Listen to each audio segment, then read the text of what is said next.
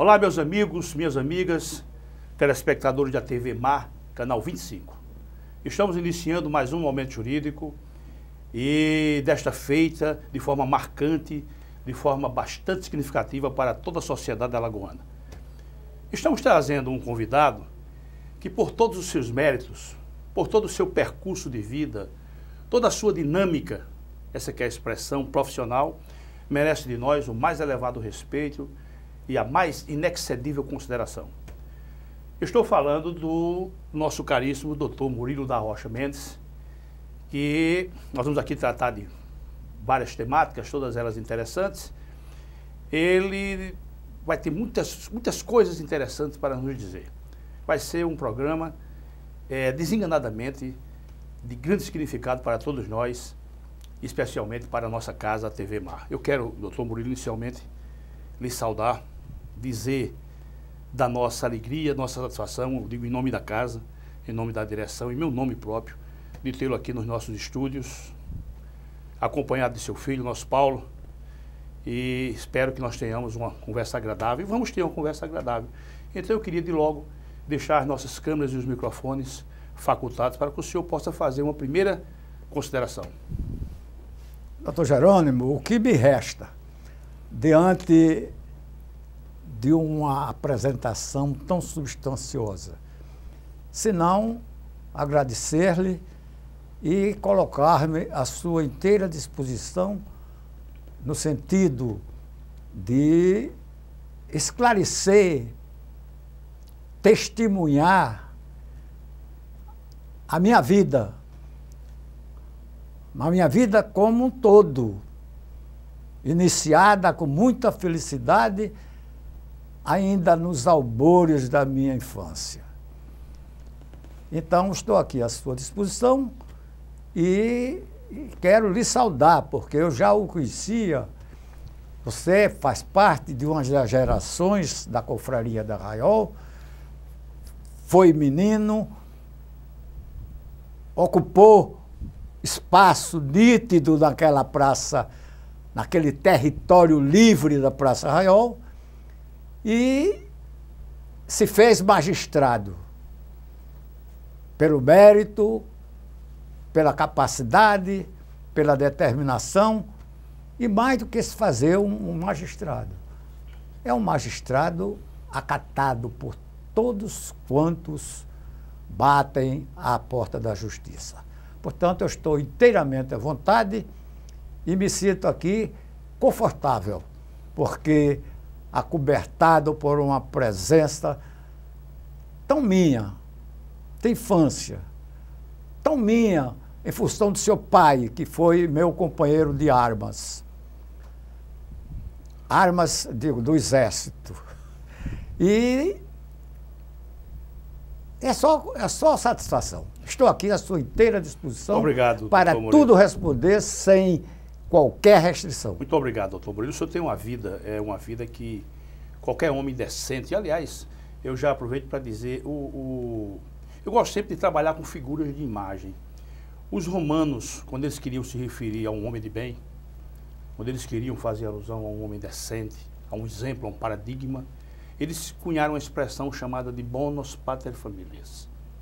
Então, nas minhas aulas de responsabilidade civil, o professor dizia, nós temos que nos comportar como um bonus pater familias. E o senhor, para mim, sob a minha ótica, eu andei lendo um dos seus livros, o mais importante, talvez, dele, todos são importantes para o senhor, mas para a nossa ótica, para o nosso nível de pesquisa, um livro importantíssimo, depois nós vamos tratar dele, o senhor representa de forma irretorquível o que se chama de bonus pater familias. Mas, doutor Murilo, o senhor, para a gente iniciar a nossa conversa, o senhor narra no seu livro que o senhor veio de uma família, quer dizer, 7 irmãos com o senhor, seu pai, o seu Luiz, a dona Ana, sua mãe, 7 filhos. E todos eles homens decentes, honrados, homens e mulheres decentes e honradas, que passaram por aqui, alguns já se foram, sem deixar uma marca, sem deixar um sinal, sem deixar uma ressalva. Então eu pergunto, qual foi a dinâmica dessa criação? O que foi que o pai e a mãe do senhor fizeram para criar esses filhos de forma tão digna como criaram? Olha, é um misto foi a leniência de meu pai, que nos acicatou o espírito libertário. E foi a disciplina espartana de minha mãe, que compôs para nós os compassos da vida, exigindo-os constantemente. Então, nós tínhamos o conforto do nosso pai, que era leniente, que perdoava quase tudo. E tínhamos a disciplina de minha mãe, que nos fez conduzir pelas veredas retas da vida. Então, eu acho que esta dosagem de afagos e de carinhos, com exigência, com limites, o importante é isso, fui limitado na minha infância para conhecer os meus direitos, e mais do que isso, para respeitar os direitos dos próximos e dos distantes também. Então o senhor acha que o encaminhamento desses valores resultou nessa criação de todos os filhos, né? Todos eles. Nós fomos 10, sobrevivemos 7 e hoje, graças a Deus, embora lamentavelmente para mim, estejamos reduzidos a 4. A 4, né? A 3. Doutor Murilo, o senhor na sua obra, Vida, Amor e Trabalho, o senhor, eu fiz as minhas anotações, o senhor se refere sempre à dona Ana com muito amor, muito carinho.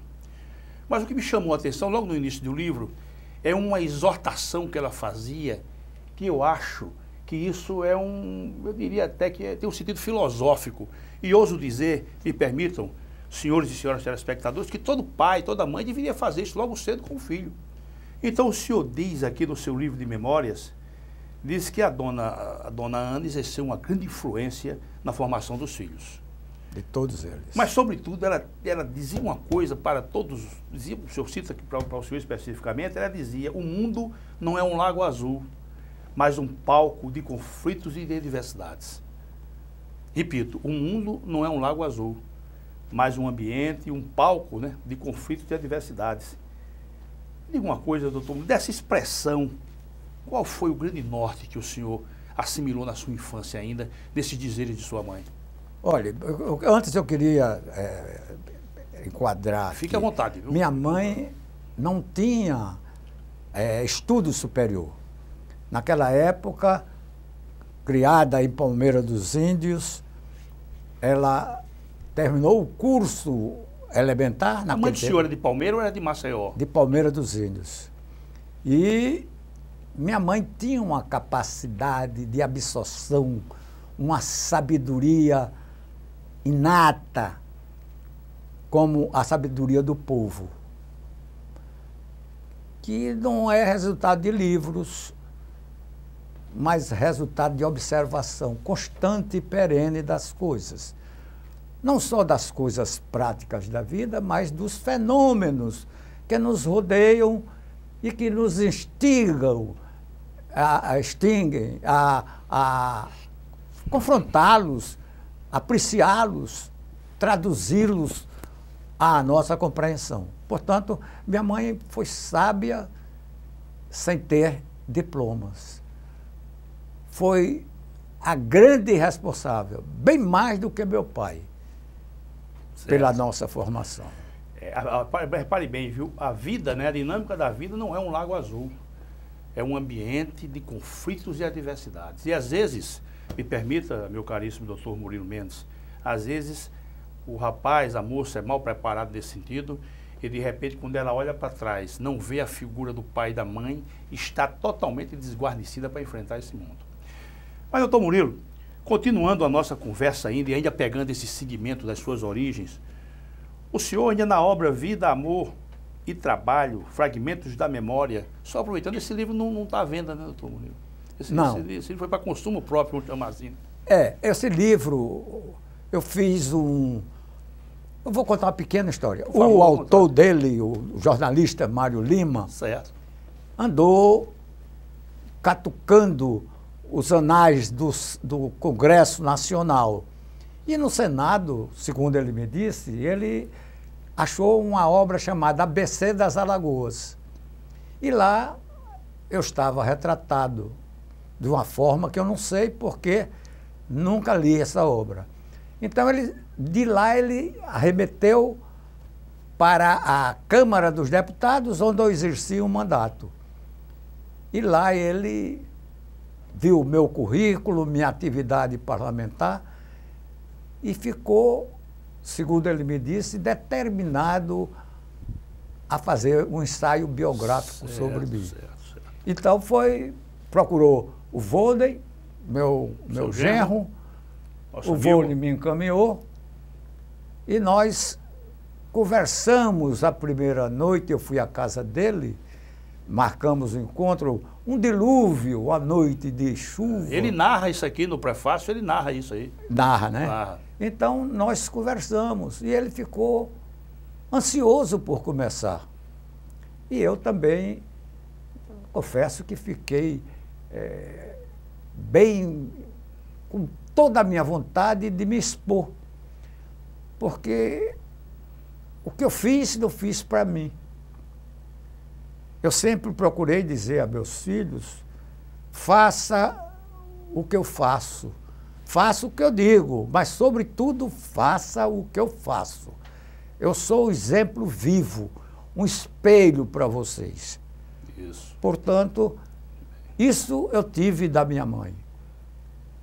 Minha mãe foi a monitora, a educadora, ela me tomava as lições minhas e dos meus irmãos, diariamente. Ela repassava o que o colégio, que o grupo, que a escola particular nos passavam. Ela passava e tomava a lição e nos preparava para a próxima.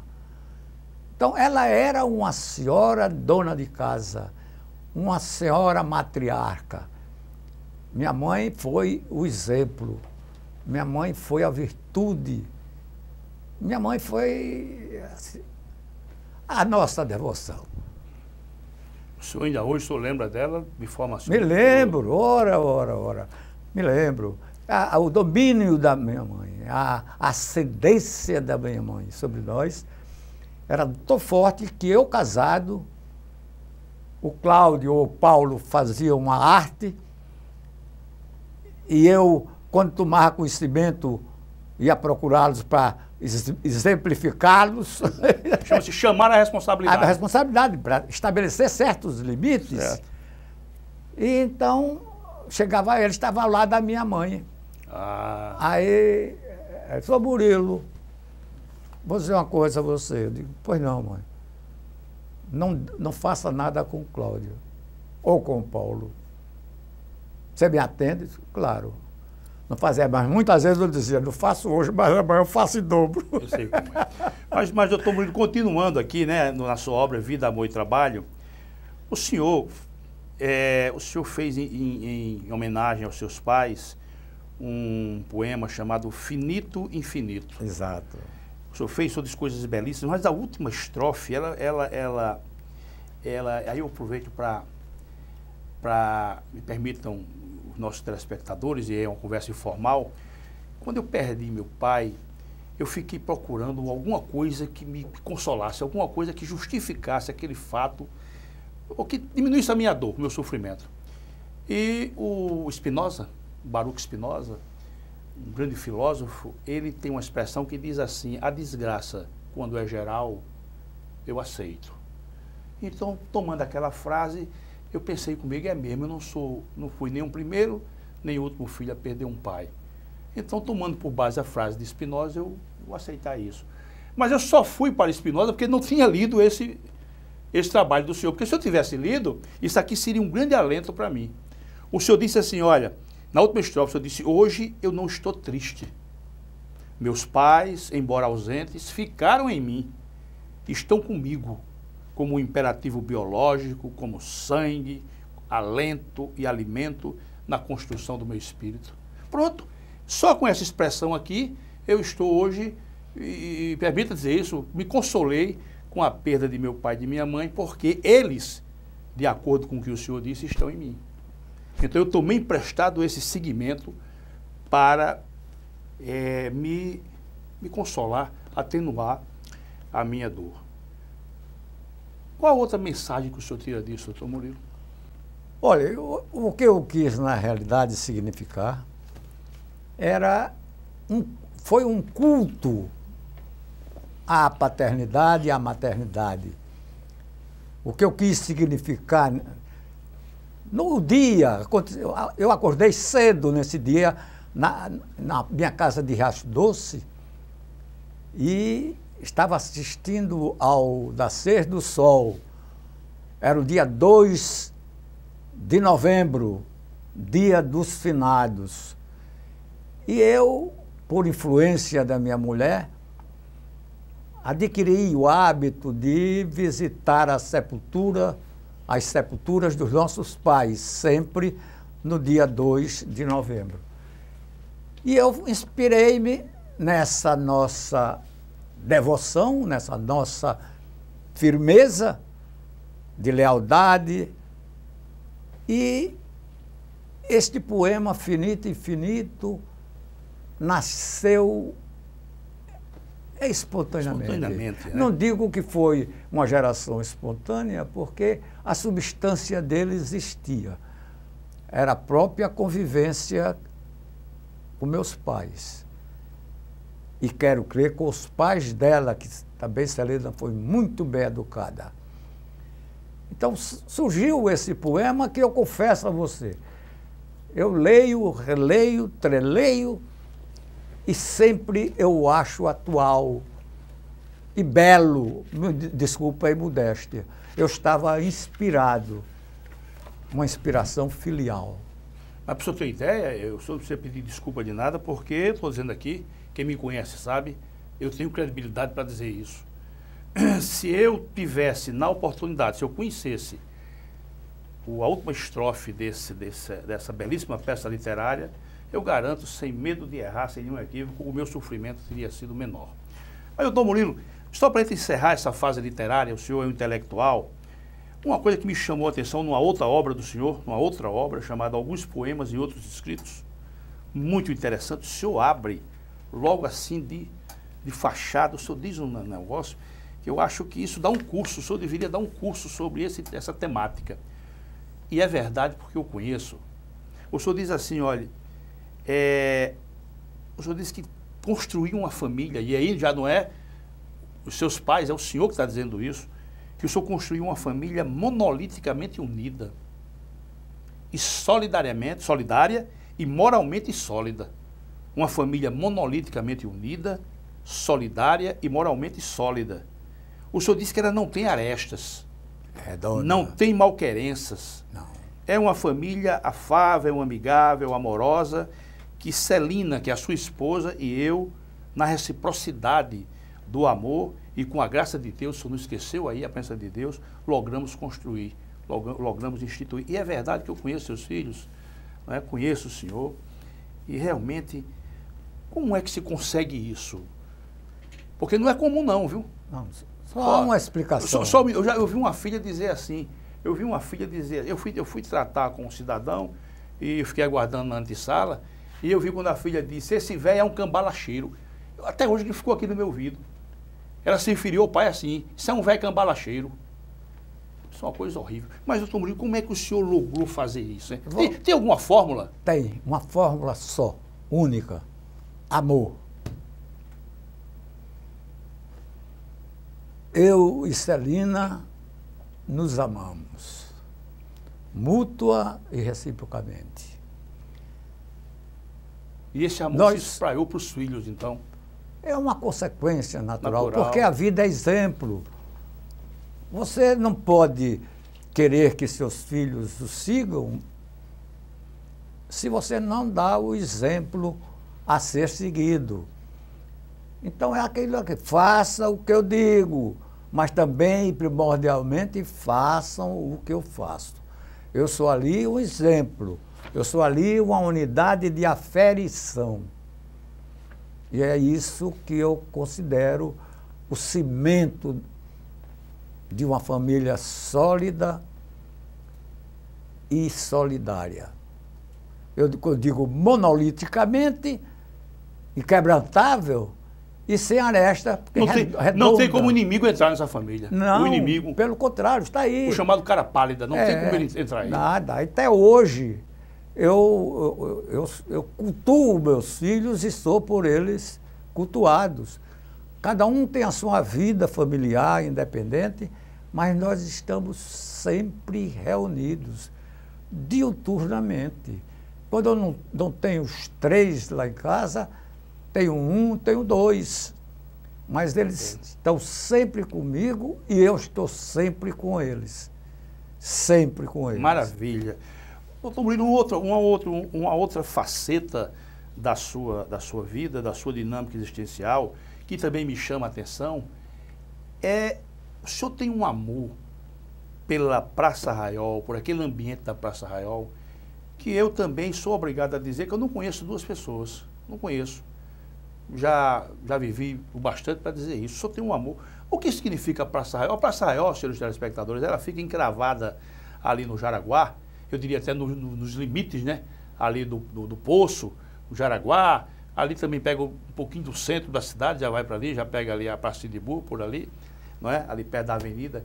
O que aquele ambiente representa? Porque o senhor nasceu ali. A casa está lá ainda.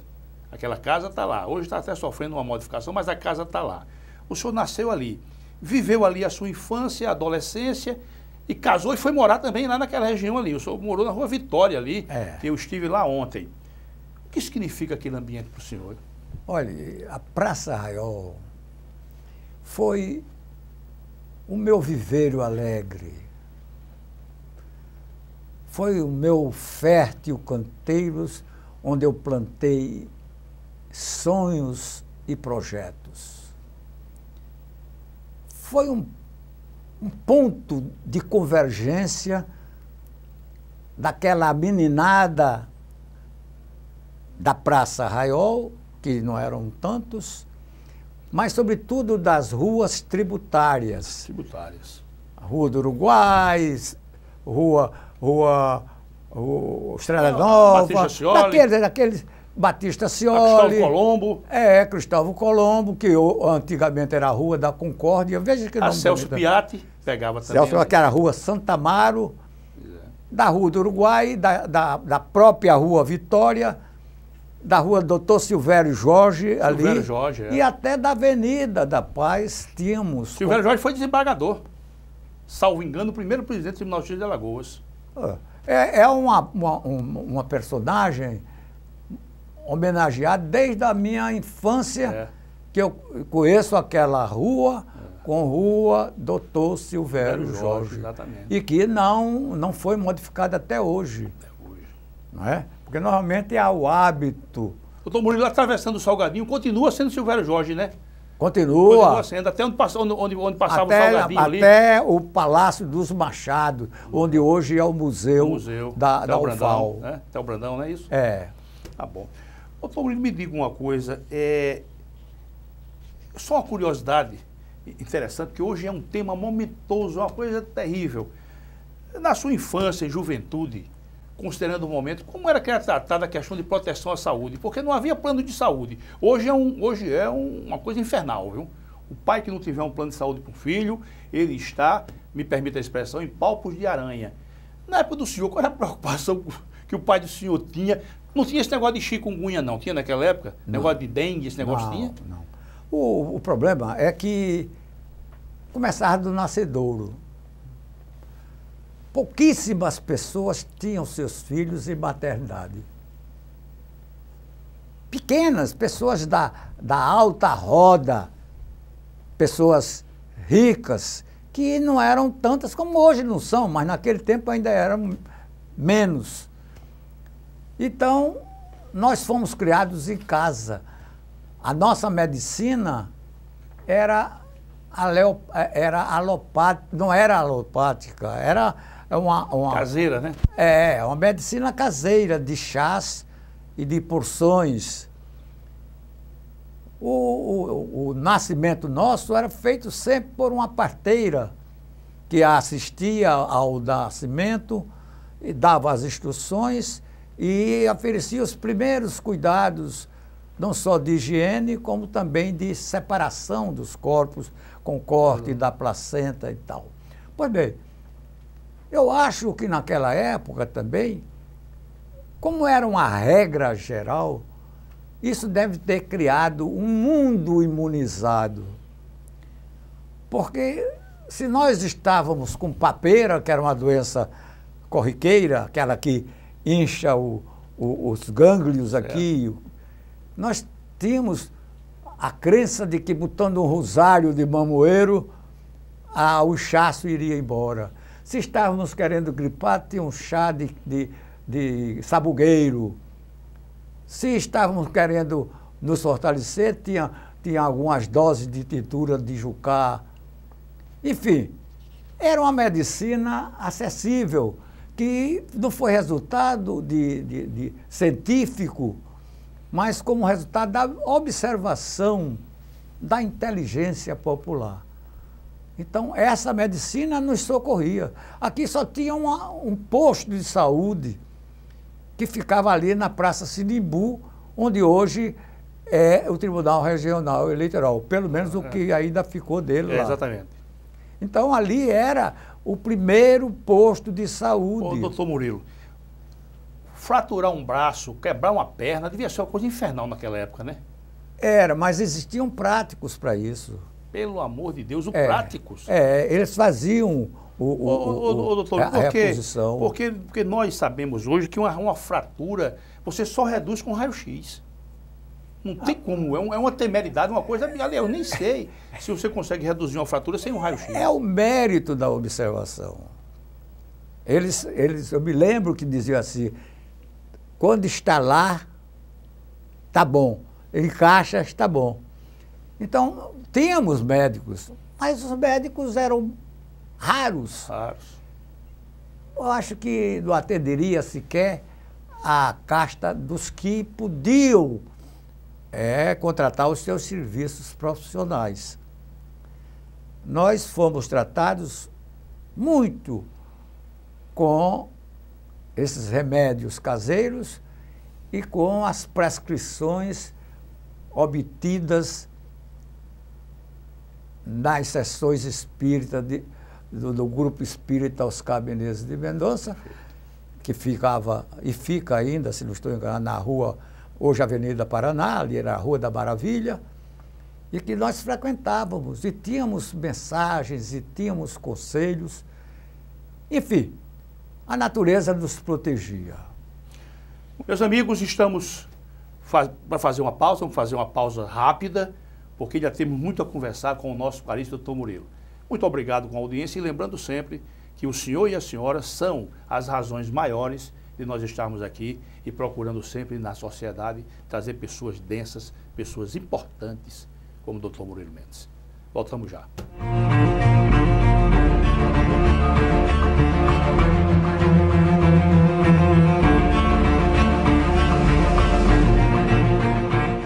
Alagoas Cursos informa. Nova turma presencial Soldado Nível Médio. PM Alagoas, PM Pernambuco. Início imediato. E também novas turmas Nível Médio. INSS. Saiu o edital. 950 vagas. Início imediato. Informações, fones 3326-1227 e 3336-5864 ou no www.alagoascursos.com.br. Alagoas Cursos, preparando para vencer. A CL Investimentos é uma empresa que trabalha com imóveis próprios. Quando precisar locar ou comprar um imóvel, procure a CL Investimentos. Aqui só locamos e vendemos imóveis próprios. Por isso, damos garantia de um investimento seguro. ACL Investimentos, Rua Durval Guimarães, Edifício Leonardo da Vinci, Ponta Verde. Fone 3327-3911.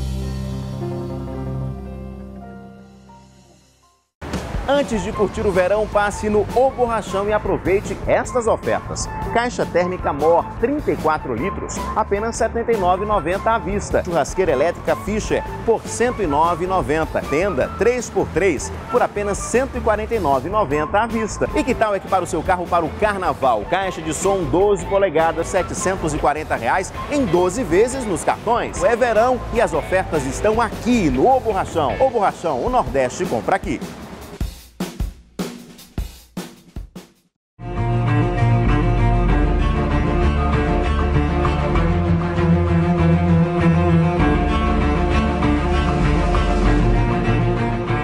Olá, meus amigos e minhas amigas, estamos retornando nessa conversa agradável, nesse papo, eu diria, informal, fraterno, com o nosso caríssimo Dr. Murilo da Rocha Mendes.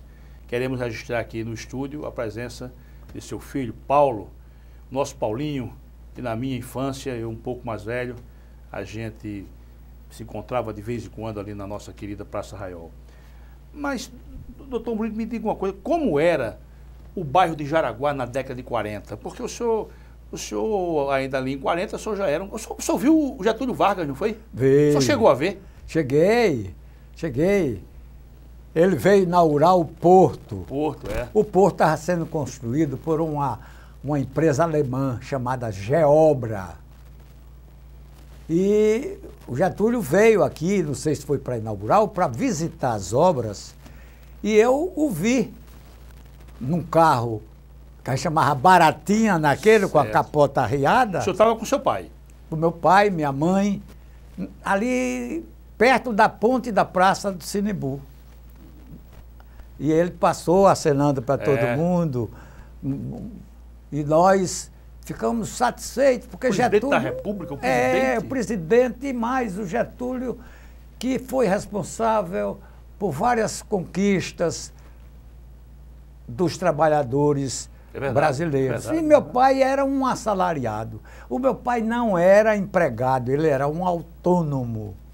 Tanto foi autônomo no começo da vida como viajante de várias firmas importantes de Maceió por esses sertões do nosso estado, quanto quando casou, vindo para Maceió, se fez conferente de carga e descarga pelo Porto de Maceió. Porto, né? Então, ele foi um dos primeiros conferentes aqui, fez uma carreira muito boa, foi um homem acatado, profissionalmente ilibado, responsável, cultuado pelos seus contemporâneos, foi presidente do sindicato quando foi fundado, era um benfeitor da categoria. Meu pai era o responsável por 3 armadores no embarque e desembarque de mercadoria no Porto de Maceió.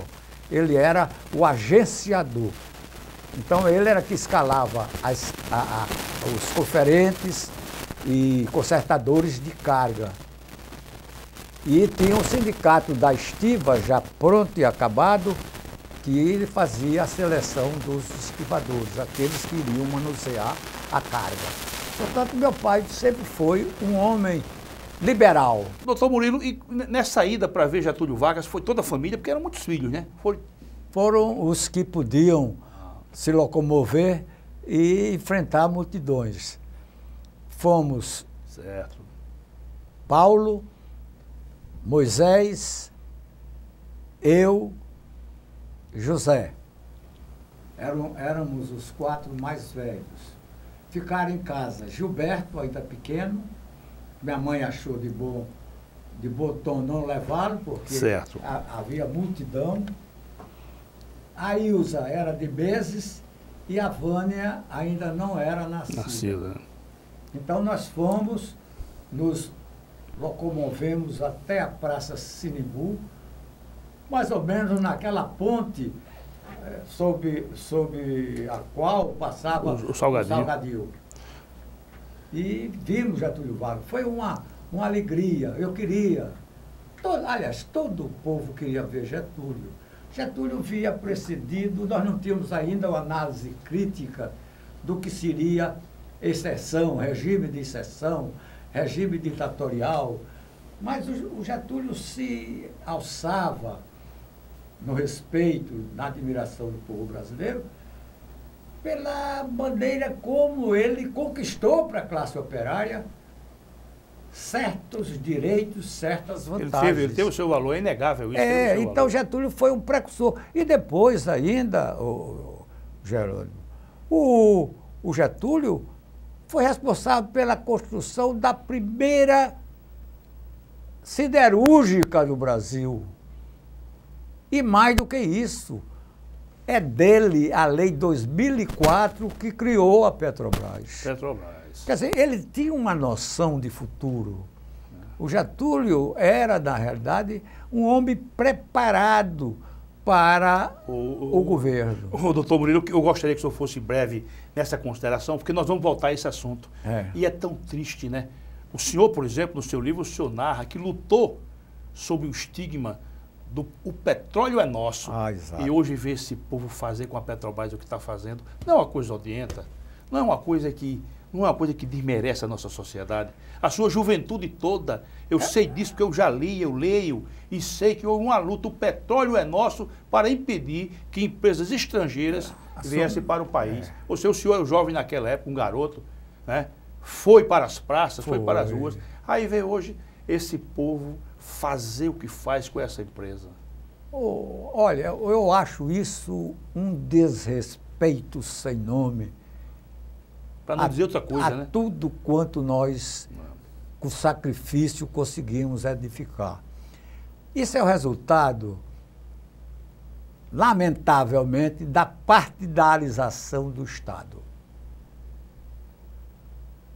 Então, a gente sente que pessoas que nunca tiveram uma vida mais confortável, por isso ou por aquilo, por injustiças, assomaram ao poder, foram comer melado e se melaram. Eu vi, alguém disse que foi o próprio, o atual chefe da Casa Civil. Exatamente. O Jacques Wagner. Né? Jackson Wagner. Wagner. Doutor, me diga uma coisa, para nós evoluir nossa conversa. É muito importante nós fazer uma verificação. Na sua juventude, qual foi o grande homem público que o senhor guardou na sua memória? Isso na década de 40, o senhor conviveu com grandes homens públicos, o senhor conviveu com Silvestre Péricles aqui na Terrinha, né? E tantos outros, o próprio Getúlio, né? E o Otávio Mangabeiras, né? Grandes tribunos e tal, o Carlos Lacerda já era dessa época, o Afonso Arinos já era dessa época. Mas eu pergunto, doutor Murilo, qual foi o grande homem público que o senhor, ainda na sua juventude, o senhor passou a observá-lo como um exemplo a ser meditado sobre ele? Olha, do ponto de vista parlamentar, tinha um deputado pelo estado do Rio de Janeiro, chamado Sérgio Magalhães. Sérgio Magalhães, nunca ouvi falar nesse cidadão. Pois é, irmão do governador de Pernambuco, Agamenon Magalhães. Que foi o grande foi ministro da Justiça. Exato. E o Sérgio era um parlamentar afinadíssimo com os interesses nacionais. Contanto que, no começo, do ponto de vista parlamentar, foi o Sérgio Magalhães, que me deu, assim, uma perspectiva ampla dos problemas, da problemática brasileira. Portanto que meu filho tem o nome Paulo, em homenagem a meu irmão mais velho, e Sérgio, em homenagem ao meu ídolo, que era o Sérgio Magalhães. Né? O doutor Murilo, há uma passagem interessante. O senhor falou do Agamenon Magalhães, há um fato interessante, só para os nossos telespectadores terem conhecimento do que é o fenômeno da vida. O Antônio Carlos Magalhães, ele teria uma audiência com o secretário de saúde dele, e o secretário chegou ao Palácio das Princesas e disse: cadê o governador? Disse: ele foi ao médico e está voltando. E quando ele retornou, já era assim umas 4 horas da tarde, ele disse: acabei de vir do meu médico, estou zerado. Em seguida ele teve um infarto e faleceu. Você viu o que é a vida, né? Ele disse: acabei de vir do meu médico, estou zerado. e em seguida teve um infarto e faleceu. Ironia, Mas, doutor Murilo, né? me diga uma coisa. Maceió, porque eu alcancei Maceió ainda bastante atrasado. Para o senhor ter ideia, naquela Avenida Cunha do Leão, eu me lembro, permita dar esse exemplo, eu me lembro que ficávamos eu e minha irmã sentados assim numa porta que tinha lá em casa, contando os carros. O carro que vier da direita é seu, o carro que vier da esquerda é meu. Veja também, veja a nossa idade, a inocência e tal. E nós passávamos ali algum tempo para vir um carro, porque vejo hoje como é que está aquela Avenida Comendador Leão. Eu lhe pergunto, doutor Bruno, na sua juventude, qual era a diversão da rapaziada da época? Esporte. Não tinha barzinho não, para tomar um... Não, não. Isso não, nós não frequentávamos. Só depois... Eu digo a turma de 16 anos, 17, 18. Um pouco mais, sim. Mas na minha infância e adolescência, na Praça Arraiol, nós podíamos dormir, tinha uma estrada que passava entre duas casas, que depois construíram uma casa no meio, e chegava no mercado de Jaraguá. Podíamos dormir ali, não passava um veículo. Maceió, se tivesse carro, teria 8, 10 carros de ricos, sim. potetosos, e alguns carros de praça, que eram um instrumento de trabalho de vários cidadãos. Não só em nome próprio, mas como em nome de terceiro. Ele apenas dirigiu, era o carro de praça, hoje táxi, né? Mas nós ficávamos ali, passava de vez em quando um caminhão descarregado que voltava para a garagem, que ficava na rua São Bernardo e que pertencia a um descendente de italiano, Sadotti, pai do Dalmo Lins e outros amigos, e do Binha, que deve ter sido seu contemporâneo de medicina, Robson. O Robson, né? Que morava na Estrada Nova. E ali ele passava, quando terminava as entregas porta a porta, porto, padarias e tal, de importação de farinha de trigo e tudo mais, ele passava de volta para a garagem. Ali era um campo de futebol, era um campo de atletismo. Bater bola, né? Ô, doutor Bruno, o senhor fala no seu livro que o bairro do Farol não existia? Não, o bairro do Farol era uma lingueta. Ah, certo. Existia o bairro do Farol. Sim. Quando eu digo assim, ele não tinha aquela expansão lateral. Certo. A Tomás Espíndola existia. Como é? A Tomás Espíndola existia. Existia Mas de terra e o batida. bonde passava por ali. Certo.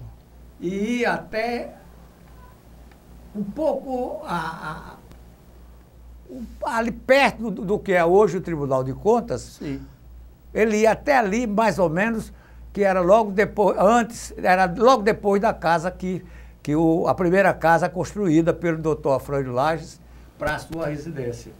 Ali o bonde simplesmente encerrava a sua carreira, virava a lança e ia fazer, porque o bonde de Farol não ia para nenhum bairro. Ele descia a ladeira, contornava Maceió, que a gente chamava o centro comercial, e retornava pela Praça da Catedral, Rua do Sol, que antigamente era Rua do Sol, hoje João Pessoa, e subia a ladeira do Brito, até pegar Tomás Espíndola e tal, e ir até lá. Quer dizer, era uma circular. Eu sei. Ô, doutor Murilo, o senhor, na sua juventude, claro que era um ambiente muito mais fechado, eu perguntei qual a grande diversão e o senhor me disse que era o esporte. Exato. O senhor falou que era o esporte. Mas o senhor, no seu livro, narra a sua presença, em determinada fase da sua vida, constante, na casa de um intelectual ali no Parque Gonçalves Ledo. Como era isso, hein? Aquela casa era pequena na sua dimensão física, mas era ampla no acolhimento de uma juventude sequiosa por entender a vida, por melhor viver a vida. Nós ali, jovens E bem alguns jovem, né? 14, 15 anos, tinha isso?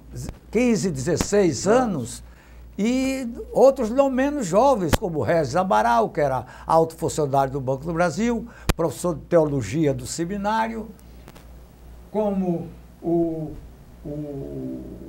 menino que voltou de Roma, que ainda era da Igreja Católica e hoje é O bispo. Vanilo? Não, é bispo da igreja. Eu digo já o nome dele. Meu amigo, foi até quem fez o discurso de lançamento do meu primeiro livro. Então, nós nos reuníamos 3, 4 vezes por semana à porta da casa do Mário Hélio e discutíamos as coisas e o mundo, cada um dando a sua visão e revelando os seus anseios. E isso foi de uma forma tão magistral que E o nos senhor, marcou. garoto, eles aceitavam assim? Aceitavam com naturalidade? Eu sou um garoto. Mas eu era um garoto, mas eu sempre fui um pouco precoce nessas coisas. Eu, com 15 anos, eu já tinha lido quase toda a obra de Freud, vertida para o castelhano, para o espanhol. Em espanhol, né? Eu tinha um tio que era espanhol, Manuel Pérez Carpintero, e me influei um pouco, não no falar, mas no ler, porque eles falam muito rápido, mas eu entendia perfeitamente o espanhol, que é um portunhol, é um português bem errado, mas bem floreado. E eu li a obra de Freud. Doutor Murilo, e o senhor saía da Praça Arraiol lá para o Parque Gonçalves Ledo? O senhor saía a pé? Quando tinha dinheiro, pagava o bonde. O bonde, né? É. E quando não tinha, tanto ia a pé como voltava de madrugada a pé. Mas não pedia dinheiro não, a dona Ana? Mãe, me deu um dinheiro. Nem sempre, porque o meu crédito às vezes estava falido. Eu já tinha ido a cinema, já tinha pedido para isso ou para aquilo. Sei como é. Então... Tinha esgotado o cheque especial. Nós tínhamos limite. Como hoje temos no nosso cheque especial, se formos responsáveis. Porque senão, desbandela por aí, e ficar a dever, e aí... Nesse estado de coisas que nós encontramos. O doutor Murilo tinha contabilidade. Quando chegava naquele ponto, acabou-se. Acabou-se. Eu recebia tanto e depois disso não recebia mais. Ô, doutor Murilo, me diga uma coisa, essa conversa é tão agradável com o senhor. Me diga uma coisa, doutor Murilo. O senhor lembra, assim, se não lembrar, não tem problema nenhum, de 2 fatos marcantes nessa fase de sua vida? 2 fatos que marcaram na sua vida, nessa fase entre 10 e 20 anos. 2 fatos que marcaram o senhor aqui em Alagoas? Olha, aqui no Brasil. Olha, no Brasil, mas vou dar 2 coisas que me marcaram. O senhor lembra, né? Como pessoa. A minha convivência na Praça Arraiol. Nós começamos cedo nos aglutinarmos em brincadeiras, garrafão, chicote queimado, enfim. Mas garrafão era violenta, a brincadeira é violenta. Violenta, porque inclusive dava lixa. A gente chamava lixa, era pancada. Ali na Praça Arraiol, doutor Murilo, tinha um malvado que ele deixava o cara correr para onde que fosse. Ele ia lá para o poste onde ele tinha que chegar. Ele tinha que chegar em determinado local. Ele ficava ali esperando. Quando o indivíduo vinha, na velocidade que viesse, ele aplicava ali um murro. Era violenta aquela brincadeira. Hoje é crime, aquilo é crime. Mas no nosso tempo, rareavam as pessoas com esses intentos, né? Eram mais de correr, se desvencilhar dos ataques, das tapas nas costas e tal. Mas nós tínhamos chimbra, jogo de chimbra, tínhamos o peão. Doutor Murilo, no garrafão tinha aquela regra, né? Fora um pé, dentro 2. Pois é. Ficar descansado. E mais ainda, se o cara tapasse a boca do garrafão, o cara ficava rodando e apanhando. De Deus, era um inferno, era um inferno. Mas, doutor Murilo, me diga uma coisa, e o outro fato? Olha, o outro fato foi a minha iniciação. Eu sempre fui uma pessoa, como eu estava dizendo, sempre fui uma pessoa curiosa, pretendendo explicações para fenômenos que aconteciam e que eu não tinha nem base, nem verticalidade meus saberes para desvendá-los. Então eu comecei a ler logo cedo. E comecei a ler por onde não deveria ter começado. Bom, tem algumas obras de autores brasileiros renomados, mas, sobretudo, eu me fixei na leitura freudiana. De Freud, né? Tanto do original, de Freud, como de Gastão Pereira da Silva, que era o nosso brasileiro, como Renato Kiel, que é autor do livro sem data chamado Os Quatro Gigantes da Alma. Enfim, de outros tantos e a minha convivência com pessoas que fizeram psicologia. O primeiro psicólogo que chegou aqui em Maceió era o meu, quanto mais, companheiro de tertúlias. De conversa. E eu, sem ter nenhum diploma, sem ter nenhuma maturidade ainda, mas me aventurando a essa prospecção de conhecimentos. E ele era companheiro da casa do Mário Hélio também. O nome dele eu digo já o nome. E ele era tão forte, Romeu Cajueiro, era tão forte que ele levantava uma sinuca no bilhar do comércio. São coisas assim que marcam a gente. Tom Murilo, vou dar só uma informação para os nossos telespectadores. E o senhor falou aí em Sigmund Freud, e aí me ocorreu agora a ver a importância. Existe um escritor russo chamado Fyodor Mikhailovich Dostoiévski. Ah, eu li toda a obra dele. E ele era engenheiro civil. Ele era engenheiro civil. Ele era engenheiro civil. Agora, veja bem, ele foi tão importante naquela apreciação dos esquemas psicológicos de vida. Ele tem uma obra dele, a primeira obra dele, chamada Pobre Gente.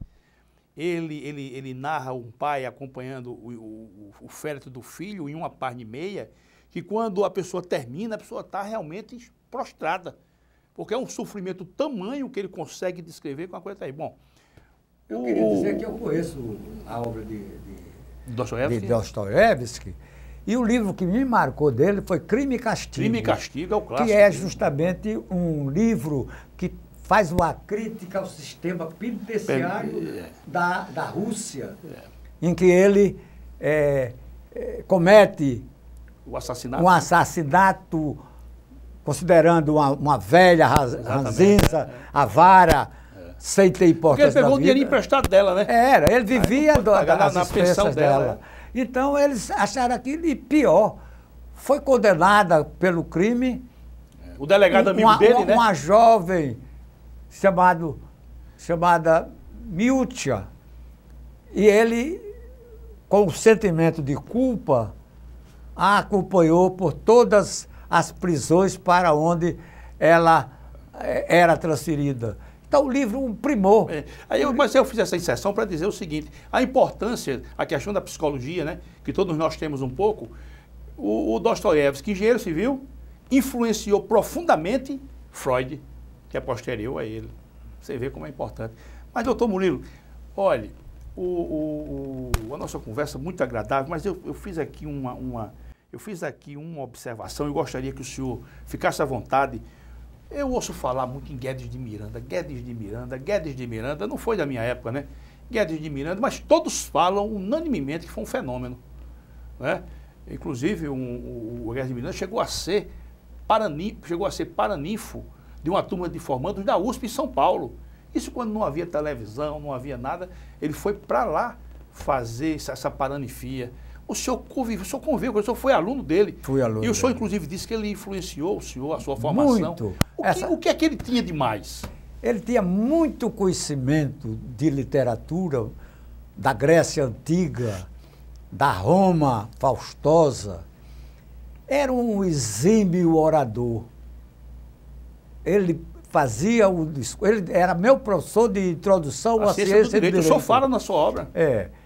Parece que não está mais na grade curricular. Não existe essa matéria, existe. É fundamental essa matéria. Então, o Guedes de Miranda, o Guedão, como a gente chamava na época, ele expunha os mais alentados assuntos da Grécia Antiga, da Roma Faustosa, e as aulas deles normalmente terminavam em palmas, pela maneira dele dizer as coisas. Isso me lembrou, o senhor falou, nele, não pega esse raciocínio, isso me lembrou de Adam Smith, professor da Inglaterra. Da teoria do laissez-faire, laissez-passer. Diz que juntava gente para assistir as aulas dele. E o Gerd de Miranda também, né?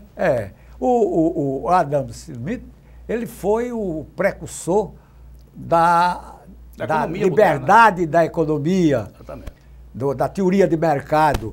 Ele desenvolveu uma tese que, em francês, era assim: laissez-faire e laissez-passer. Deixa fazer, deixa passar. Deixa passar. Mas, doutor Murilo, retomando, e o nosso Gerd de Miranda? Rapaz, ele era um orador sem igual, um filósofo. Ele não era o exímio professor da matéria dele. Sei como é. Ele não descia a matéria, mas ele era um condoreiro. Ele fazia das aulas dele alguma coisa de magnífico. Era raro não ter alunos de outras classes. O senhor fala no livro. Esperando a vez dele se desenrolar da explicação da matéria para dar a sua opinião, que era, na realidade, algo fantástico. E ele pediu para ser sepultado em Porto Calvo, né? Ele era natural de lá. Ele foi vice-governador no governo tumultuado do Silvestre Pérez. Houve rompimento dele.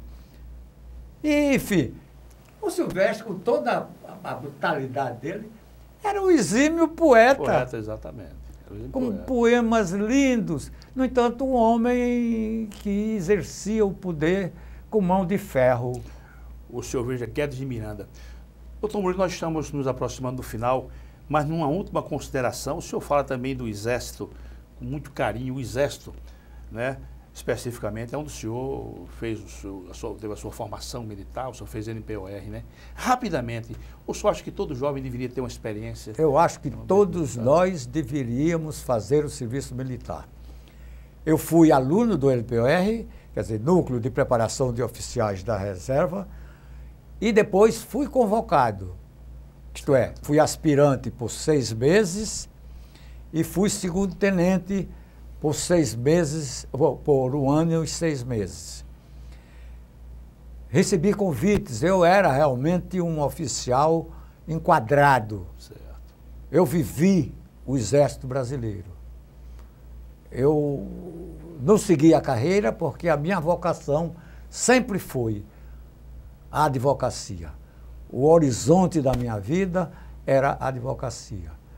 Mas eu me realizei muito no Exército e encontrei uma escola notável para a vida.